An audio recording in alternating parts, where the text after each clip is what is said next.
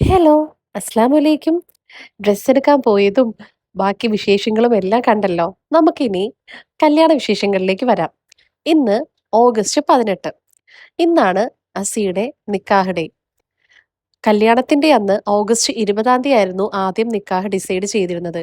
പക്ഷേ അറബ് മാസം അനുസരിച്ച് ആ ദിവസം നിക്കാഹ് നടത്താൻ അത്ര നല്ല ദിവസമല്ല എന്ന് കുറച്ച് ആൾക്കാർ പറഞ്ഞു. അതുകൊണ്ട് ഞങ്ങൾ നിക്കാഹ് ഓഗസ്റ്റ് 18 മൺഡേ തീരുമാനിച്ചു.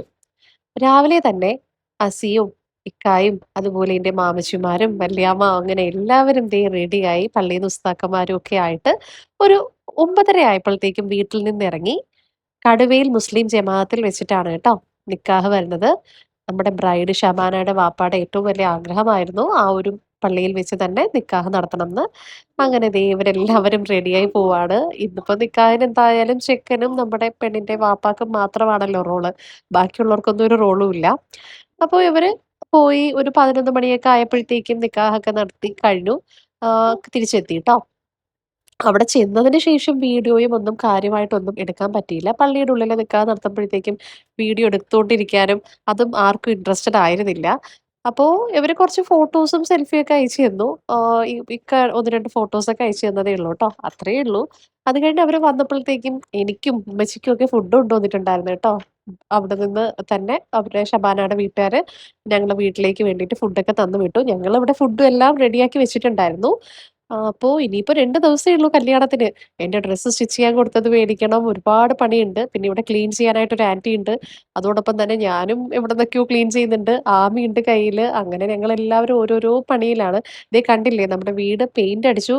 പെയിന്റ് അടിക്കും, മഴ പെയ്യും. ഇതായിരുന്നു അവസ്ഥ. ഈ ശരിക്കും പറഞ്ഞാല് ഈ ഓഗസ്റ്റ് 17 വരെ മഴ ഇങ്ങനെ നിർത്താണ്ട് പെയ്തോണ്ടിരിക്കുകയായിരുന്നേ. അപ്പോൾ നമുക്ക് കറക്റ്റായിട്ട് പെയിന്റിംഗ് നടന്നില്ല. അതുകൊണ്ട് ഞങ്ങൾ 17 കൂടി പെയിന്റിംഗ് സ്റ്റോപ്പ് ചെയ്തു. ഇനിയിപ്പോ ബാക്കി വേണ്ട എന്ന് പറഞ്ഞു. അതിനുശേഷം കല്യാണം കഴിഞ്ഞിട്ട് ഒരാഴ്ച കഴിഞ്ഞതിന് ശേഷം പിന്നെ ആള് വന്നിട്ട് ബാക്കി കംപ്ലീറ്റ് പെയിന്റ് ചെയ്ത് തന്നു ട്ടോ. ഇന്നിനിയിപ്പോ നമ്മുടെ വീട്ടില് പ്രത്യേകിച്ച് ഫംഗ്ഷനായിട്ടും അങ്ങനെയൊന്നുമില്ല.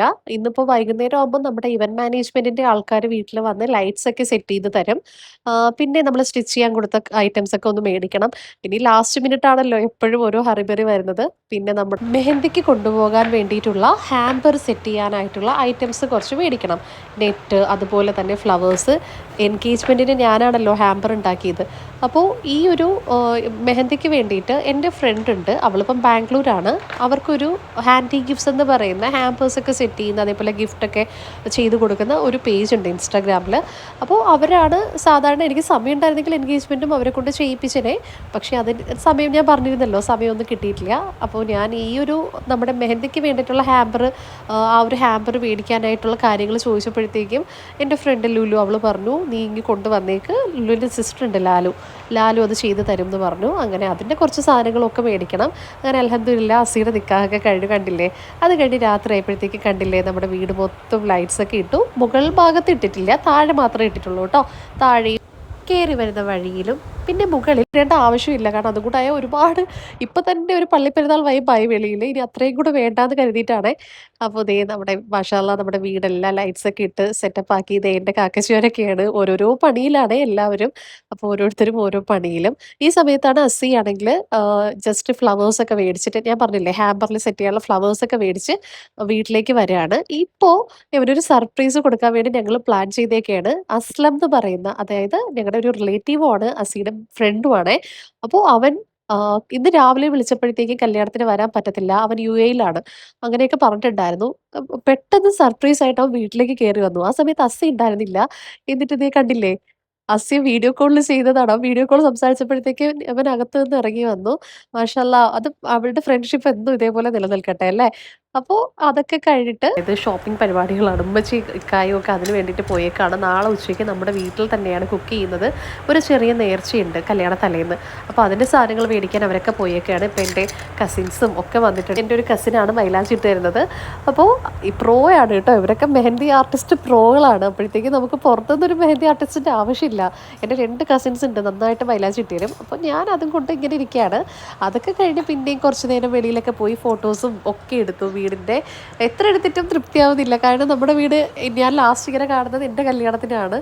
അപ്പോൾ അന്ന് ഈ ഒരു ടൈപ്പ് ലൈറ്റിംഗ് ഒന്നും ആയിരുന്നില്ല, വേറെ ആർച്ച് പോലെയായിരുന്നേ. അപ്പോൾ അതും ഒരു പൂരപ്പുറമ്പ് സെറ്റപ്പ് ആയിരുന്നു. ഇതിപ്പോൾ വേറൊരു രീതിയിൽ. അപ്പോൾ എന്തായാലും മാഷാ അല്ലാ എല്ലാം അടിപൊളിയായിട്ടുണ്ട്. ഇനി ബാക്കി കല്യാണ വിശേഷങ്ങളും ഒക്കെ ആയിട്ട്, അതായത് മെഹന്തി ഡേ ഒക്കെ ഞാൻ ഡീറ്റെയിൽ ആയിട്ട് വീഡിയോ ഇടാം കേട്ടോ. എല്ലാവരും വീഡിയോ കണ്ട് ലൈക്ക് ആൻഡ് സബ്സ്ക്രൈബ് ചെയ്യണം. Thanks for watching. ബൈ. അസ്സലാമു അലൈക്കും.